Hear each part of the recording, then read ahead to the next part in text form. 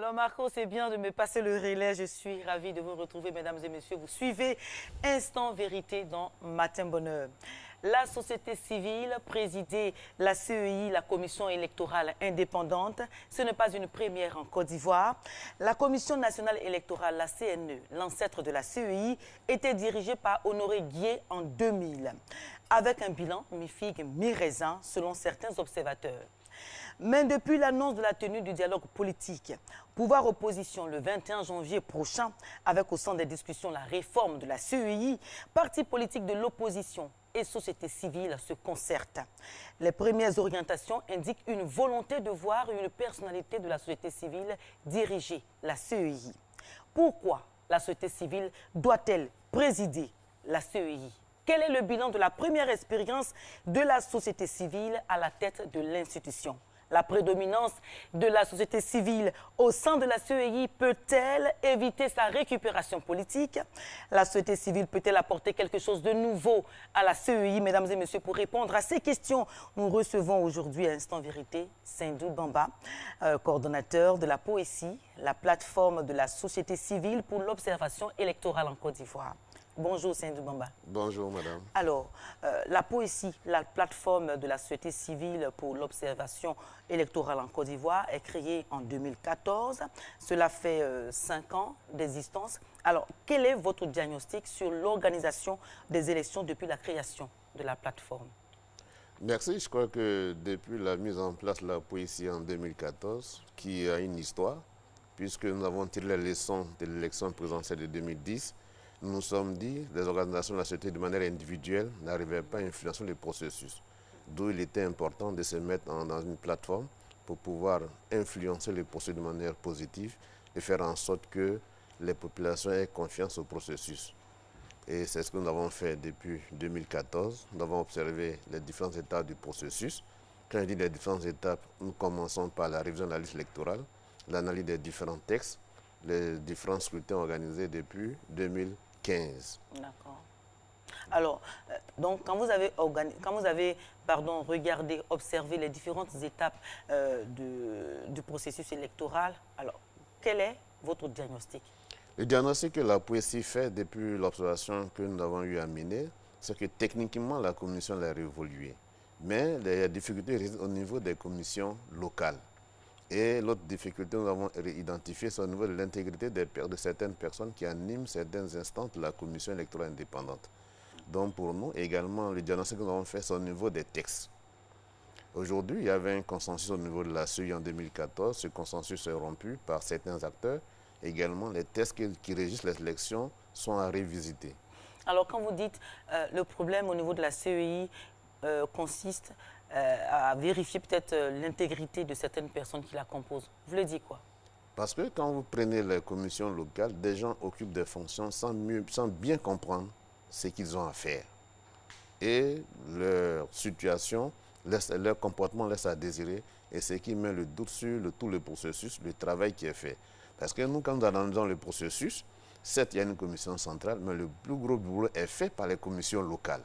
Et à ce niveau, les gens, par moment, n'ont même pas la compétence, n'ont même pas le niveau nécessaire pour faire ce travail-là. Alors, à qui la faute, finalement? Aux partis politiques, parce que la commission actuelle est composée, au plan local, de 9 personnes. 4 la mouvance présidentielle, 4 de l'opposition et 1 représentant du corps préfectoral. Et nous constatons que dans le fonctionnement de ces commissions, généralement, c'est le représentant du préfet qui joue un rôle important, qui joue souvent le rôle de secrétariat. D'accord. Donc, dans ce que vous venez de dire, cette composition-là, on ne voit pas la société civile. Pourquoi? La loi qui a été adoptée en 2014 a fait au niveau de la commission centrale 17 membres, dont 4 de la société civile, dont 2 religieux, un du barreau, 1 de la organisation de la société civile, c'est-à-dire 1 des ONG des droits de l'homme et de la démocratie. Mais au plan local, la société civile n'existe pas. Nous avons 9 membres, 4 de la mouvance présidentielle, 4 de l'opposition et représentants du corps préfectoral. Donc voilà pourquoi nous disons qu'il faut revoir le texte qui régit les élections en Côte d'Ivoire. Donc ce sont les partis politiques qui, vous avez dit, la faute revient aux partis politiques. Oui, puisque ce que vous avez dit. Oui, la composition au plan local émane... Est-ce que ce sont les partis politiques qui ont décidé de la composition des CEI locales? En 2014, il y a eu plus d'une consultation des acteurs de la société civile, des acteurs politiques. Et la dernière formule qui a été arrêtée, puisque c'est les acteurs politiques qui prennent les lois, était qu'il faut, au plan national, la commission nationale est composée de 17 membres, donc 4 membres de la société civile. Et au plan local, 9, la société civile n'existe pas. Est-ce que ça, c'est la faute aux partis politiques? C'est eux qui, en dernière ressort, qui ont discuté, puisque nous, après les élections en 2010, nous avons fait une analyse. En même temps, moi, ce que je veux, est-ce que la société civile elle-même n'est pas fautive de cette situation? Est-ce que vous ne pouvez pas vous faire entendre autrement par les hommes politiques, même par les partis politiques? Il arrive des moments où les acteurs politiques, même malgré les divergences, arrivent à s'entendre pour injecter la société civile des différents débats. C'est ce que nous avons connu en 2014. Parce que nous, en tirant les leçons du procès de 2010, nous avons estimé que la commission en place était une difficulté pour la réussite de la démocratie et l'organisation des élections de manière parfaite. Mais nous avons fait une proposition de projet de loi. Nous avons fait le tour de l'ensemble des partis politiques, excepté 2 partis, Leader et MFA, en son temps, qui étaient d'avis avec nous qu'il fallait mettre en place une commission technique. Mais malheureusement, le reste des partis ne nous ont pas suivis. Ils ont fait un accord entre eux et au bout des négociations que le NDI avait initiées, c'est nous qui avons donné cette commission qui est là. D'accord. Alors, cette commission qui est là, autrement dit, c'est le consensus voulu par les partis politiques hein, et peut-être une petite partie de la société civile. Alors, comment pouvez-vous expliquer qu'aujourd'hui, cette CEI qui est sortie d'un consensus et dont le processus même de configuration a été mené par le NDI. Le NDI, c'est une ONG internationale qui travaille pour le suivi des élections en Côte d'Ivoire, même en Afrique. Alors, comment pouvez-vous expliquer que cette CEI consensuelle est devenue aujourd'hui une CEI contestée par les partis politiques qui, justement, l'ont installée? Le problème de la commission que nous déplorons, c'est l'ossature. Quand je dis l'ossature, la commission électorale indépendante est basée sur les grands blocs politiques. Et cela est une difficulté. Et lorsque les grands blocs politiques connaissent des difficultés en interne, que ça se désarticule, ça joue automatiquement sur la composition de la commission électorale et le fonctionnement. Puisque quand ça se désarticule, les gens ne se reconnaissent plus au consensus qu'ils ont abouti hier. Voilà pourquoi nous demandons de revoir l'ossature de la commission. D'accord. Donc, on va revoir l'ossature directement, là, maintenant. Alors, vous avez dit tantôt que le bureau central est composé actuellement de 17 membres, donc 4 membres issus de la mouvance présidentielle, 4 de la société civile, 4 de l'opposition et 5 des institutions de la République. Alors, il y a 4 des institutions et un représentant du président de la République. Du président de la République. Alors, justement, quel regard portez-vous sur cette composition actuelle, vous? Pour nous, je crois qu'en son temps, l'introduction de l'aspect des représentants des ministères, nous disons qu'il faut revoir la composition à 13. D'accord. Alors, où il y aura une prédominance des personnalités de la société civile pour faire en sorte qu'il faut dépolitiser la commission, réduire le nombre et à terme avoir une commission technique sans représentant des partis politiques. Alors, dites-nous exactement aujourd'hui, qu'est-ce que la société civile peut bien apporter à la CEI? Puisqu'on a vu une première expérience en 2000, hein, avec l'installation de la CNE, on a vu cette expérience-là, le bilan a été vraiment mitigé. Non, je ne suis pas d'accord avec quand vous dites le bilan est mitigé. Parce que ce sont les observateurs que nous avons interrogés sur la question qui disent que le bilan n'était pas trop clair. On ne peut pas aujourd'hui définir clairement ce bilan-là. Alors expliquez-nous pourquoi vous voulez que la société civile dirige mais préside la CEI. En fait, d'abord, je voulais revenir pour ceux qui disent que le bilan était mitigé. De la COSU à la CNE, l'ossature de la commission était qu'il y avait la société civile et les partis politiques, mais avec prédominance à la société civile.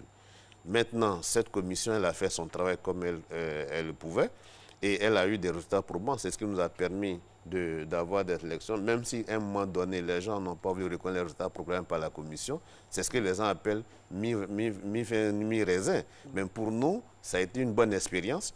Et puisque cette commission, elle a fait son travail, elle a permis une alternance et qui s'est fait, dont les gens n'ont pas voulu reconnaître les résultats, mais pour finir, on reconnaît les résultats. Et donc, pour nous, cette commission a fait son travail. Maintenant, pour la commission actuelle, quel peut être l'apport de la société civile? Pour nous, la société civile peut jouer un grand rôle et permettre de dépolitiser. Parce que le problème, quand il y a des acteurs politiques, il y a le manque de confiance et de suspicion. À part le fait de dépolitiser, hein, entre guillemets, la société civile, qu'est-ce que la CEI, pardon, qu'est-ce que la CEI, qu'est-ce que la société civile peut vraiment apporter, à part ce fait-là? D'abord, s'il y a des personnalités de la société civile qui jouent les premiers rôles au niveau de la commission, ça d'abord inspire confiance aux populations, ça devait inspirer confiance aux acteurs politiques eux-mêmes. Parce que quand la commission qui est en charge des élections inspire confiance, vous voyez qu'il n'y aura pas de crise. Et ça nous permet d'avoir un pays stable et la cohabitation, la cohésion au niveau des populations à la base. Alors, vous savez très bien que l'histoire sur l'ancienne CEI, donc la CNE, raconte qu'Honoré Guillet, qui était le président de la CNE, a été séquestré. Il a été traité durement pour le faire plier. Est-ce que vous ne pensez pas qu'une personnalité de la société civile ne paraît pas fragile aux yeux de tout ce monde politique? Non, pour ce que je sais, M. Honoré Guillet n'a pas été, il n'a pas cédé. Il n'a pas, certes, il y a eu des militaires qui sont intervenus, mais il n'a pas proclamé de résultats. Non. Si nous avons souvenance, c'est une autre personne qui est venue donner les résultats à la place de ceux qui étaient habilités à le faire. Mama Cheikh Daniel. Oui. Mais en même temps, ce que je suis en train de vous demander, est-ce qu'une personnalité de la société civile ne peut pas paraître fragile? En même temps, Honoré Guillet, il a été arrêté, séquestré. Il a été traité durement, ça tout le monde le sait, l'histoire est encore récente. Oui, nous le savons. Alors, donc, justement, est-ce qu'une personnalité de la société civile peut s'imposer? Voilà. Je crois qu'une personnalité de la société civile peut s'imposer et nous avons des femmes et des hommes capables de s'imposer dans ce pays qui sont en Côte d'Ivoire et à l'extérieur et qui contribuent à aider les autres pays à organiser parfaitement les élections. Alors, si une personnalité de la société civile peut s'imposer, est-ce qu'elle peut résister aux pressions politiques? Oui, elle peut résister, puisque dans d'autres pays, des acteurs de la société dirigent et résistent et arrivent à faire le travail convenablement. Nous avons un pays voisin tel que le Ghana. C'est des personnes de la société qui organisent des élections. Et ça se passe très bien. Je crois que le problème chez nous, c'est le manque de confiance et de substitution entre les acteurs politiques qui ont toujours tendance à faire comprendre que... c'est le manque de confiance aussi en la société civile. Excusez-moi de le dire. Non, excusez-moi de le dire. Nous savons que la poésie, sur le plan technique, sur le plan financier, est soutenue par le NDI. Ça, on le sait. Alors, donc, cela vous éloigne quelque peu d'une dépendance vis-à-vis des hommes politiques, vis-à-vis même d'autres mécènes. Mais pensez-vous que la société civile ivoirienne est assez libre pour prendre cette responsabilité-là? Oui, je crois que la société civile est assez libre, puisque, regardez, quand on prend l'exemple de 2000, il y avait la junte au pouvoir qui avait, en son temps, désigné M. Honoré Guillet pour diriger la commission. Mais malgré cette désignation, elle a proclamé, elle n'a pas dit que le général était vainqueur des élections. Donc, moi, je reste convaincu qu'il y a des hommes et des femmes capables de résister à toute pression et de faire le travail comme il se doit pour stabiliser la Côte d'Ivoire et faire avancer la démocratie en Côte d'Ivoire. Alors, justement, pour faire avancer la démocratie en Côte d'Ivoire, vous avez dit récemment, la poésie, vous notamment, vous avez dit récemment que la réforme de la commission électorale indépendante est devenue une priorité absolue. Alors, qu'est-ce qui vous fait dire cela? Parce qu'aujourd'hui, la commission électorale indépendante, qui était le fruit d'un consensus en 2014, n'est plus le fruit d'un consensus. Et une partie des Ivoiriens n'ont plus confiance à cette commission électorale indépendante. Et de trois, il y a l'arrêt de la Cour africaine qui a été prise, qui fait injonction à l'État de Côte d'Ivoire de revoir la composition de la commission électorale indépendante. Et donc, tous ces différents aspects mis en cause, et puis le fonctionnement des commissions locales pose problème. Si nous prenons ces 4 critères, donc il est important qu'il y ait une révision, il y ait une réforme de la commission électorale indépendante. Alors, mais notre approche est différente. Pour nous, c'est l'occasion pour nous de voir la réforme de la CEI, également de se pencher sur les textes qui vont régir les prochaines élections en Côte d'Ivoire. Bien. Alors, vous parlez incessamment de la réforme des CEI locales, des sections locales de la CEI. Alors, vous avez posé le problème crûment, hein, la formation, le manque de, je vais dire, l'absence de la société civile et tout ça. Qu'est-ce que vous voulez pour que les CEI locales fonctionnent bien et qu'on évite tout ce qu'on peut peut-être rencontrer au cours des élections? Pour nous, il est important de faire en sorte que les commissions locales soient des commissions véritablement outillées. C'est-à-dire que le renforcement des capacités, le choix des hommes aussi est un problème. Parce que nous constatons que dans les commissions locales, les gens désignés par les partis politiques, pour le moment, certains ne savent même pas écrire ni lire et qui n'ont pas de niveau conséquent pour pouvoir former des gens. Et également, faire le choix des personnes intègres. Et également, il est important que la commission électorale indépendante ait ses fonctionnaires dans ces localités-là, qui sont la cheville ouvrière de ces commissions locales, pour éviter un certain nombre de dérapages. Bien. Alors, donc, moi, je reviens toujours à la société civile, puisque vous êtes membre de la société civile. Oui. Vous avez constaté cela depuis 2014, depuis que vous existez. Est-ce qu'une fois, pendant les élections, on a eu des élections législatives, l'élection même présidentielle, on a eu des élections couplées récemment, une fois, est-ce que la CEI, est-ce qu'un membre de la société civile s'est levé pour dénoncer ces faits-là, pour dire aux partis politiques, mais tenez, vous tenez à des élections libres et transparentes, mais voilà, les personnes que vous assignez pour être dans les commissions locales de la CEI à l'intérieur de la Côte d'Ivoire ne font pas l'affaire. Est-ce que vous avez une fois sur cette dénoncé question, ce fait-là? je crois que la poésie, après chaque étape du processus, produit un rapport. Mais ce n'est pas après chaque étape. Non, avant, vous le savez. J'arrive. Quand on produit un rapport, on le transmet à la commission et nous obtenons un rendez-vous pour échanger sur le contenu de nos rapports. Je peux vous dire qu'il y a des aspects que la CEI prend en compte pour améliorer. Parce que notre rôle, c'est de contribuer à améliorer le processus par les observations que nous faisons sur le terrain. Par exemple, je vous donne un exemple. Nous avons plusieurs fois interpellé la CEI à faire en sorte que la révision de la liste se fasse dans les différents lieux de vote. Là, ça permet de raccourcir, ça permet de rapprocher davantage les différents lieux de vote des électeurs. Et cela a été pris en compte. Mais nous, chaque fois, nous interpellons la CEI. Oui, M. Sindou Bambana, vous interpellez la CEI, mais est-ce que vous faites, je vais dire, une sensibilisation de façon sur le plan national pour dire aux partis politiques, pour dire aux Ivoiriens qui veulent savoir ce qui se passe effectivement dans les CEI locales? Parce qu'en fait, souvent, la CEI centrale n'a pas trop de problèmes. C'est dans les CEI locales qu'on voit qu'il y a peut-être des violences, qu'il y a bourrage d'une, enfin, tout ce qu'on peut imaginer. C'est dans ces CEI locales-là. Est-ce que vous avez fait une conférence une fois pour dénoncer? Ici, les observateurs pensent plutôt que le mutisme de la CEI, de la société civile, peut être un réel problème. Non, la société civile ne s'était pas... Il arrive qu'elle dirige la CEI. Non, non, nous ne nous taisons pas parce que chaque fois qu'il y a quelque chose qui se passe, nous dénonçons. Quand nous interpellons la CEI sur le comportement des commissaires au plan local, ils vous disent que ce n'est pas eux qui désignent les représentants des partis politiques dans les commissions locales, puisque à chaque élection, il y a une session. Et à chaque session, les partis politiques désignent des gens. Ce que je suis en train de demander ici, ce que les Ivoiriens veulent savoir. Si vous dénoncez, vous interpellez la CEI ne réagit pas. Vous interpellez les partis politiques ne réagissent pas. Mais vous pouvez faire une conférence publique pour dire aux Ivoiriens... Je vous donne un exemple. Voilà, lorsque nous avons abordé cette question une fois avec des personnes issues des partis politiques de la CEI, vous savez les réponses qu'ils nous ont données. On n'envoie pas les plus intelligents, les plus outillés des élections dans les commissions. On envoie des gens pour défendre nos intérêts. Voilà la réponse qu'on nous a donnée. Donc, pour remédier à cela, nous avons l'opportunité cette fois-ci de demander que la commission au plan local ait une autre structuration. Donc, pour défendre les intérêts des partis politiques, autrement dit, ces personnes-là, pardonnez-moi, sont peut-être des personnes qui, comme vous avez dit, qui ne savent pas lire, qui ne savent pas écrire, mais qui veulent seulement que le parti gagne. Et donc, si le parti ne gagne pas, alors elles sont prêtes à tout faire. C'est cela? C'est ce que ça veut dire. Parce que nous constatons que, par exemple, pour ces élections locales qui viennent de finir, la plupart des difficultés sont venues du manque de professionnalisme et d'intégrité des membres des commissions locales. Et cela constitue un véritable problème.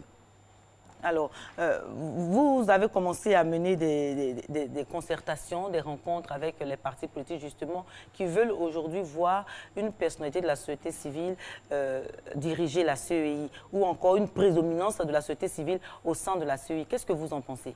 Non, pour nous, nous avons décidé, nous avons peut-être proposé que dans une de nos réformes, que la future commission électorale indépendante qui sortira des discussions soit composée de 13 membres. Sur les 13, il faut 7 représentants de 7 personnalités de la société civile qui aient une prédominance de la société civile. Cela pourrait garantir, cela pourrait permettre aux gens d'avoir confiance à cette commission. Parce que si la commission inspire confiance, on aura des élections apaisées. D'accord. Donc, on aura des élections apaisées. Le gouvernement commence à donner l'annonce pour le 21 janvier prochain, le démarrage du dialogue politique pouvoir-opposition. Alors, quand ces débats nationaux sur la réforme de la CEI commenceront, alors selon vous, quel est le délai convenable pour mettre en place la nouvelle CEI? Pour nous, d'abord, avant de parler des délais, il est important que ce débat soit inclusif, que tous les acteurs impliqués dans le processus soient pris en compte que les propositions soient synthétisées. Le débat le sera déjà, puisque, bon, personne de nous ne peut le gouvernement présager. convie déjà tous les acteurs politiques à ce débat-là, enfin, ce premier débat, parce que ce n'est pas le seul. Le 21 janvier, c'est le démarrage. Je pense qu'il y aura d'autres dates. Alors, maintenant, la question que je vous ai posée, c'est quel est le délai convenable pour la mise en place de la peut-être nouvelle CEI? Il faut qu'au bout du premier trimestre de 2019, tous ces débats prennent fin et que la nouvelle commission voie le jour pour commencer à se mettre au travail. Parce que vous mettez la commission centrale à Abidjan, il y a plus de 500 et quelques commissions locales. Donc, il faut remettre en place toutes ces commissions et commencer à outiller ces commissions. Et donc, cela peut prendre se mettre en place après la fin du premier trimestre et que l'année 2019 soit consacrée au renforcement des capacités des commissions locales afin qu'ils soient outillés pour être prêts pour d'abord la révision électorale de 2019, la révision de 2020 et faire l'élection, le processus de 2020. Alors, on espère bien que les débats se dérouleront très bien, mais au cas où les débats s'enlisent, qu'est-ce que vous préconisez? D'abord, nous ne souhaitons pas que le débat s'enlise, mais pour éviter que le débat s'enlise, il faut que tout le monde soit impliqué dans le débat et que les avis des uns et des autres soient pris en compte pour avoir une synthèse, un consensus qui va nous permettre de mettre en place cette future commission.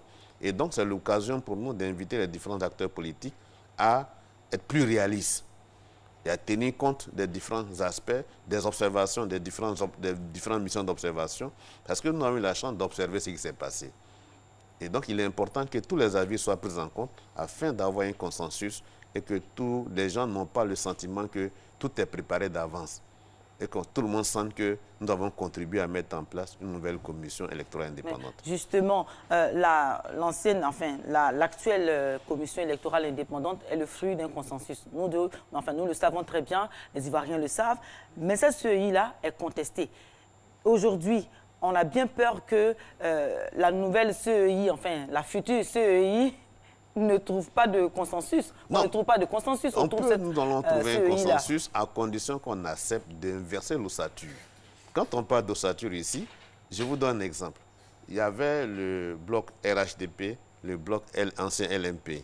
Après, vous avez vu qu'il y a eu AFD, le bloc RHDP, où le PDCI y était. Le PDCI ne se reconnaît plus dans le RHDP. Donc le PDCI met en cause la commission électorale indépendante, qui est dirigée par le représentant du PDCI. Ouais, donc, il faut changer l'ossature et permettre à d'autres structures, à prédominante société civile, pour ne pas que quand il y a des accusations au niveau des grands blocs politiques, ça agisse sur le fonctionnement et ça fait que les gens ne se reconnaissent plus à la commission. Alors, qu'est-ce que vous proposez en tant que PO ici? Nous, en tant que PO, nous souhaiterons que la commission soit composée de 13 membres avec prédominance aux organisations de la société civile et que l'équilibre soit fait devant les grands blocs politiques sur les 6 membres qui restent. Bien. Alors, merci pour votre proposition et aussi pour vos réactions sur la réforme de la CEI. Mesdames et messieurs, Monsieur Sendou Bamba est le coordonnateur de la POECI, la plateforme des organisations de la société civile pour l'observation des élections en Côte d'Ivoire. Merci d'être venu à Instant Vérité apporter ces précisions. Alors donc, c'est la fin de Instant Vérité. Restez avec Alix et Marco et bien évidemment dans Matin Bonheur.